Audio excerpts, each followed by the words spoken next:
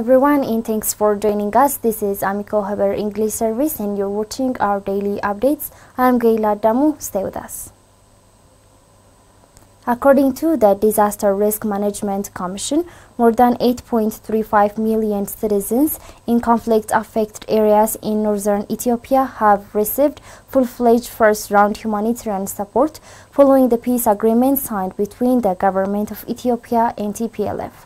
Modomuliye has the details. A consultation was held on December 20 with humanitarian aid organizations to evaluate the execution of humanitarian activities underway in the northern part of the country and discuss issues that require special attention in the coming months. During the consultation, Disaster Risk Management Commissioner Shifarao Taklamariam said more than 8 million citizens affected by the conflict have received full-fledged first-round humanitarian support in Amhara, Afar and Tigray regions. The Commissioner extended appreciation to the efforts being carried out in this regard. Common understanding was reached to strengthen humanitarian aid by comprehensively reaching all communities as well as enhancing the provision of medicine and nutritious foods. According to Government Communication Service, the humanitarian aid delivery and reconstruction activities in Tigray region have also gained momentum following the Pretoria peace agreement. Humanitarian aid has been delivered via Afar Abala, Gondor Maizabri Shore and Kumbulcha Lamata corridors via road transport. Government Communication Service noted that unfiltered humanitarian aid has been delivered in all corridors. The United Nations Development Programme UNDP stated that it would support Ethiopia in building lasting peace in addition to the rehabilitation of the conflict-affected areas. Modomuliye presents the story. We will invest directly in, as I said, in private enterprise, in job creation through MSMEs. We're going to do that. We're going to continue to help Ethiopia conserve its nature so that future generations of Ethiopia benefit from it.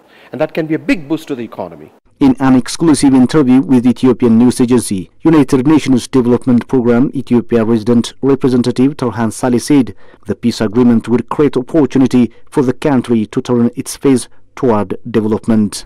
United Nations Development Programme is hopeful that peace is taking hold in Ethiopia, the resident representative said, adding that this is Ethiopia's moment to break through and to achieve a level of development. Without peace, you cannot have development. At the same time, without development, you cannot have peace. We have to recognize that.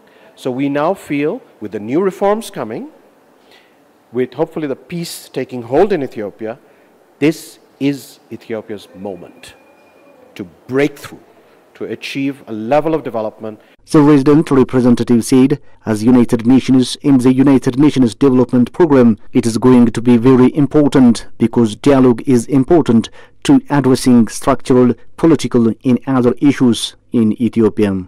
The government has asked us to help as UN. UNDP is doing that. And it's going to be very important because dialogue, as many people were saying, are very important to addressing the structural issues, political issues, other issues in Ethiopia. So this is the package we're bringing to Ethiopia. We are going to be with Ethiopia all the way through. United Nations Development Programme will continue to offer Ethiopia the knowledge, expertise and experience from other countries like Bangladesh, China, Korea and others. So we will continue to offer Ethiopia our knowledge, our expertise, our experience from other countries, bring that to Ethiopia, like we're learning about Vietnam, we're learning about Bangladesh, we're learning about China, Korea, others here. We will continue to do that. So one is just advice, knowledge sharing, experience. We also play a big role in UNDP building institutions, as I was talking about, whether they're economic institutions, they're governance institutions, whether they're regional government, whether they're federal government, we can play a big role in building up the capacity of Ethiopia's institutions.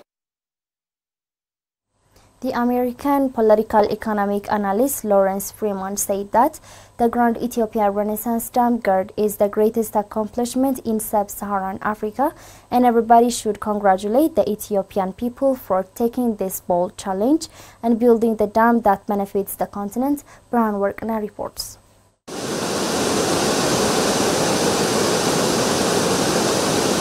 The analyst who visited the project on Monday told INA that Ethiopia is already supplying power to Djibouti, to Kenya, and to South Sudan. As the dam is completed with 13 turbines, it will supply more power to the Horn of Africa. There is no reason for anybody to complain about this dam. This dam is one of the greatest accomplishments in sub-Saharan Africa, and everybody should congratulate the Ethiopian people for taking this bold challenge of building the largest dam in Africa and the seventh most powerful dam in the world. Upon completion, the massive complex infrastructure is expected to generate almost 5,200 megawatts of electricity that will contribute to regional economic development, which will also provide stability to the region. According to Freeman, it is in the U.S. interest to support Ethiopia in its efforts to build the Renaissance Dam, the largest hydroelectric dam on the African continent. The dam will be the biggest infusion of electrical power in sub-Saharan Africa that will make Ethiopia the second largest producer of power behind South Africa. Freeman stressed Ethiopia should therefore be congratulated by the United States and by the Western world for this phenomenal accomplishment. And I think that the United States government and the Western governments should be praising Ethiopia and should be finding ways to help Ethiopia develop its economy, given the aspirations of the Ethiopian government to provide electricity. This is the first step.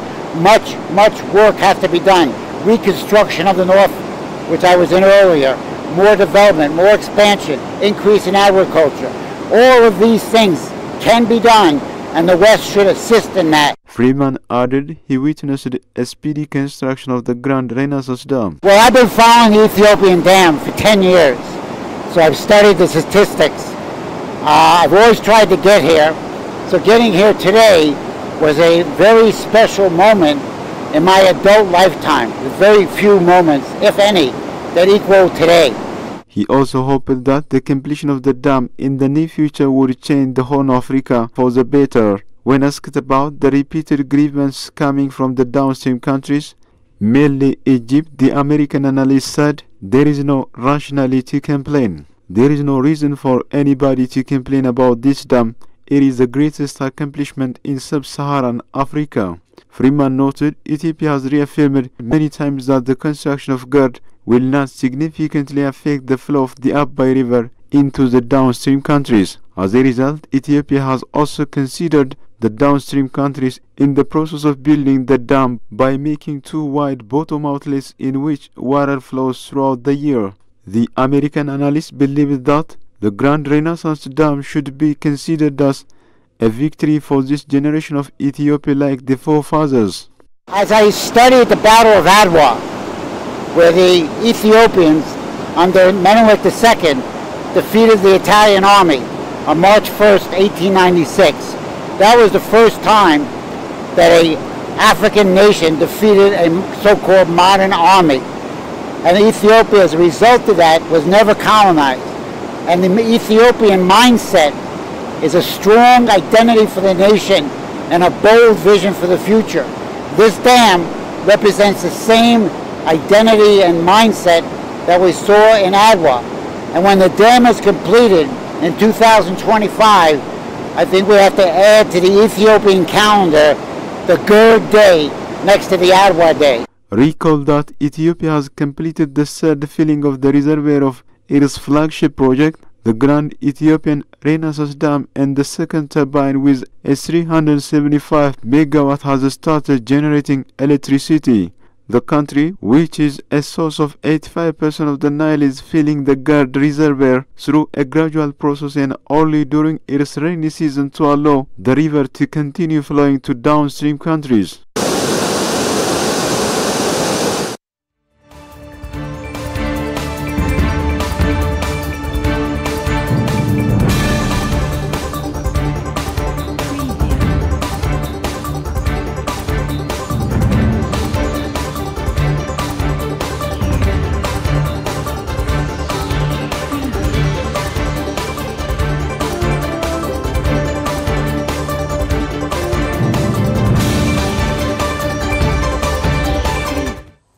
You're watching AMECO Haber English service, and now let's proceed to news beyond borders.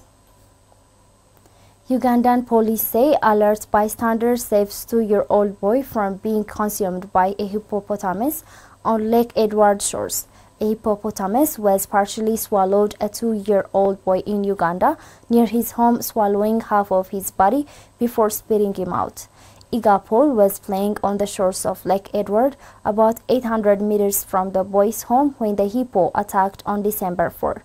Police said the animal grabbed the toddler and partially swallowed him in a highly unusual land attack in the area. A bystander intervened and threw stones at the hippo to try to stop the attack. Eventually, the hippo was scared and spit the boy out before retreating to the lake.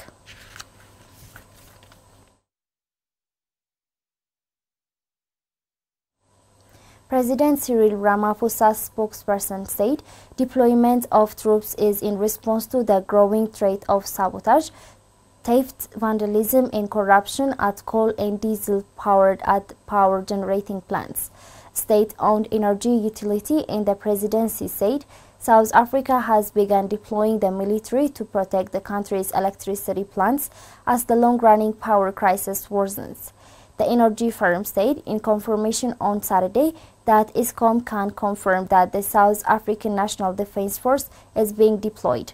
President Cyril Ramaphosa's spokesperson Vincent Magwenya told the AFP news agency a minimum of 10 soldiers will be deployed in the initial phase at each station.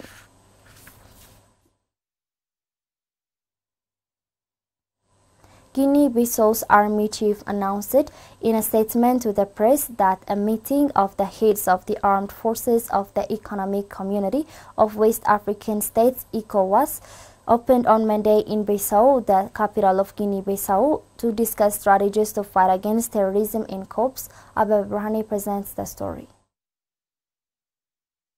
The statement said that one of the expected results of the meeting is that it would present the modalities of actions of the Economic Community of West African States Alert Force in the fight against terrorism. The head of the armed forces of Guinea-Bissau, General Biagu Nathan, also acting chairman of the ECOWAS Chief of Staff Committee, told reporters that the West African Community Alert Force can be used to combat terrorism and restore constitutional order in the region when it is threatened. ECOWAS Commissioner for Political Affairs, Peace and Security, Abdel Fattah Musa, explained that it is necessary to take steps against terrorism and the security situation in the region has reached a level that requires the activation of the ECOWAS standby force to fight terrorism. The meeting of ECOWAS member countries' army chiefs came after a series of meetings of heads of military operations as well as heads of intelligence services. ECOWAS groups are Benin, Burkina Faso, Cape Verde, Cote d'Ivoire, the Gambia, Ghana, Guinea-Bissau, Guinea, Liberia, Mali, Niger, Nigeria, Senegal, Sierra Leone and Togo. This is AMECO Haber English service, and now let's take a look at the foreign exchange rate.